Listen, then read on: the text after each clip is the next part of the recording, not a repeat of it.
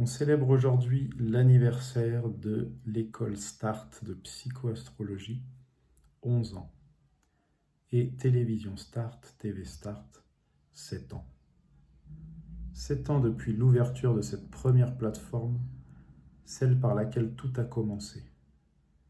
Une chaîne n'est pas seulement un support technique, c'est une naissance, et comme toute naissance, elle possède son cap. Le cap, c'est la cosmo-architecture personnelle, plus connue sous le nom de thème astral.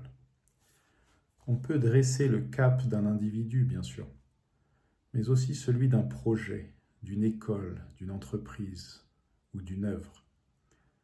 Tout ce qui commence dans le temps possède une signature céleste. J'ai donc regardé le cap de la création de cette chaîne ainsi que celui de l'école. Et un élément revenait avec insistance, Jupiter. Jupiter est une planète fascinante.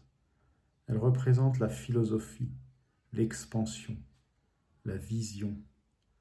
Mais elle est aussi liée à l'image, au fait de se montrer, de se filmer, de se projeter. Une chaîne vidéo est, en un sens, un projet jupitérien. Elle associe la mise en visibilité et la transmission d'une vision du monde.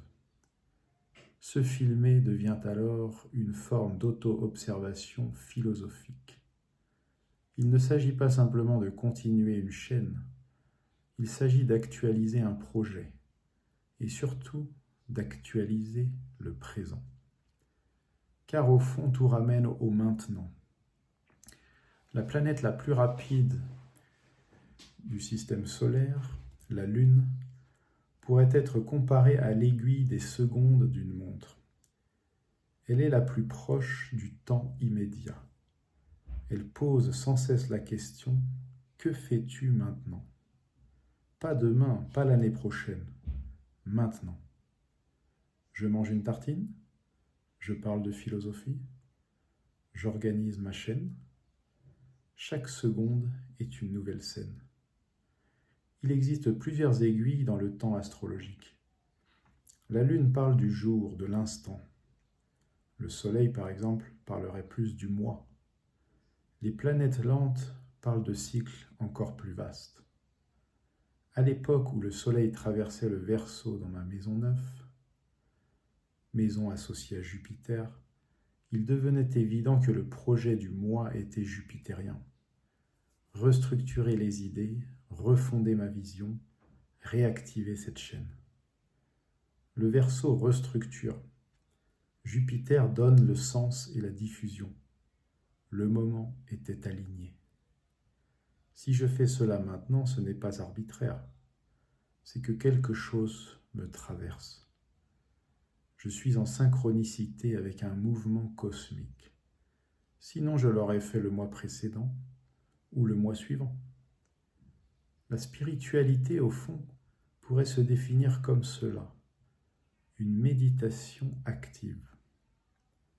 Être spirituel ne signifie pas se retirer du monde.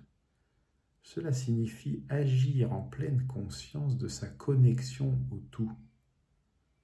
Même en prenant son petit déjeuner, on peut être dans un état d'illumination. Non pas parce que l'on est en posture de lotus, mais parce que l'on est pleinement présent.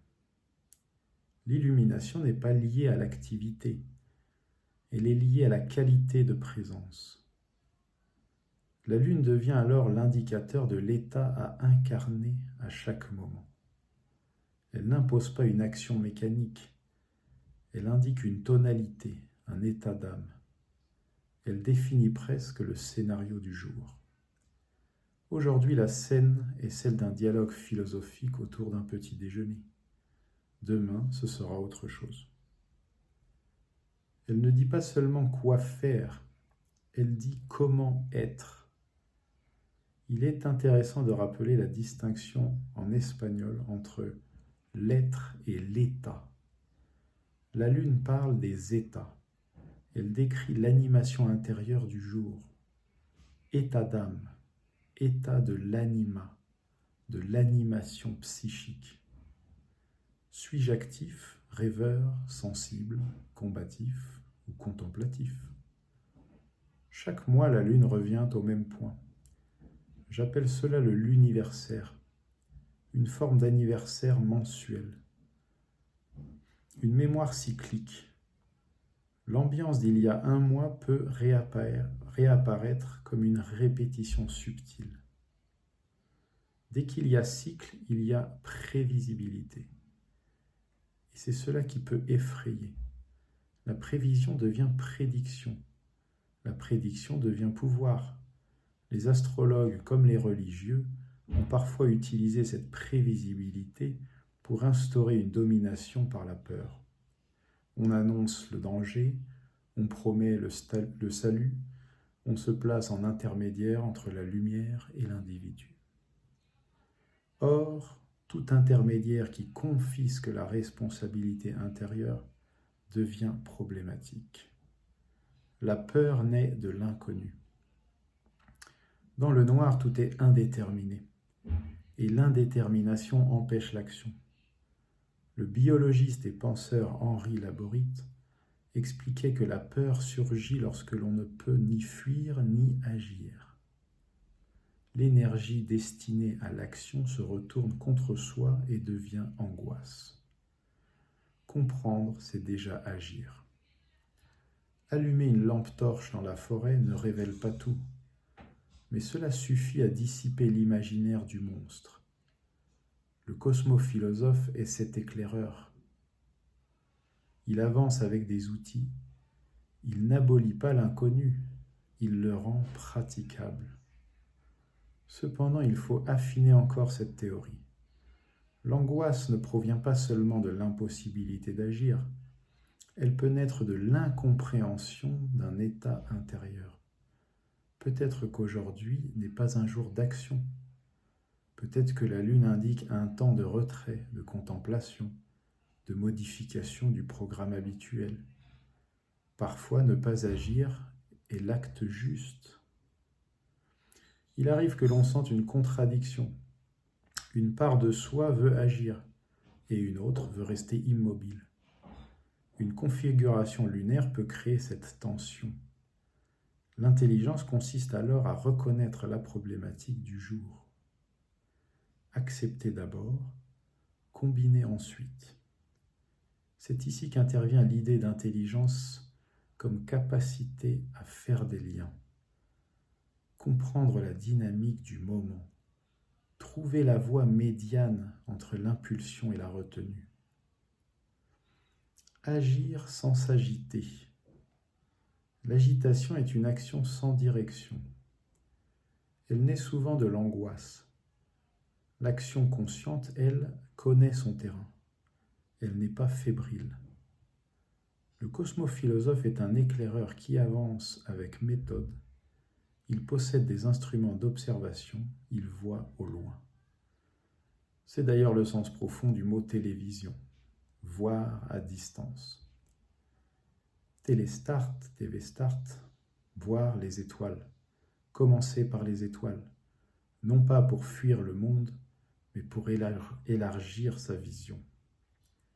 La télévision moderne montre des spectacles lointains depuis un canapé. La cosmophilosophie invite à lever les yeux vers le ciel pour mieux comprendre sa propre trajectoire.